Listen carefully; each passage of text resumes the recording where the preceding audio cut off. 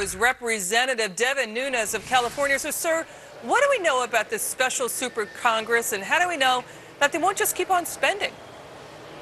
Well, basically what this does, the plan that's out there on the table now, that's going to be out there to read tonight, so once again, this is very preliminary, but about $1.2 trillion in cuts over 10 years to increase the debt limit by $1 trillion, followed up by this super committee, which is different. I want to make sure you understand it is different than the Gang of Six, because this would be authorized into law by the Congress, assuming that it passes the House and Senate.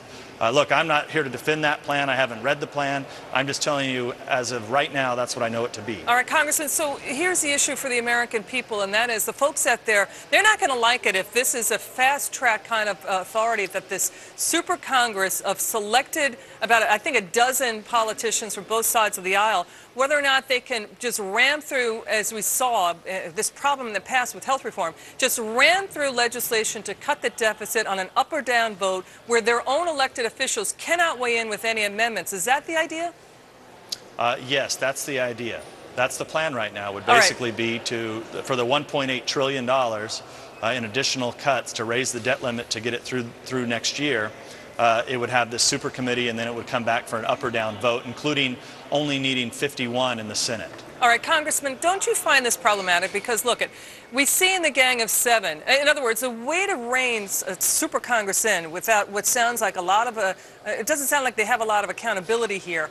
You'd have to basically have a re-election in any of these 12. They would have to face re-election so you can hold their feet to the fire. I think it's only Senator Conrad out of the Gang of Seven who's up for re-election in 2012. So, of this group of 12, do we even know who they are and where they stand on the budget?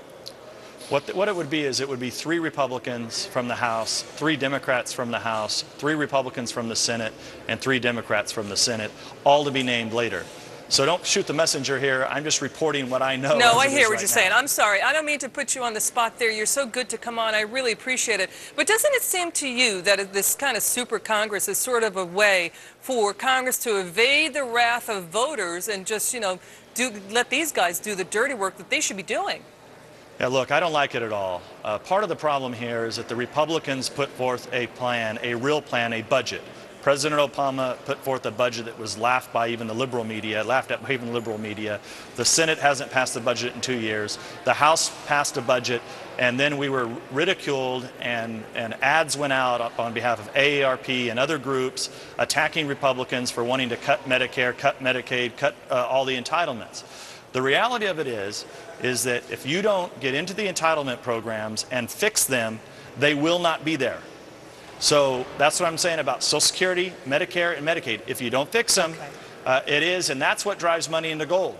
Right. Because people look at this long term and know that this is not a solvable problem without dealing with the problem short term. Right. And look, last week Obama took his toys out of the sandbox and went home. All right. Thank you, Representative Nunes. Really appreciate it. You coming on tonight. Good stuff there. No problem. We're going to bring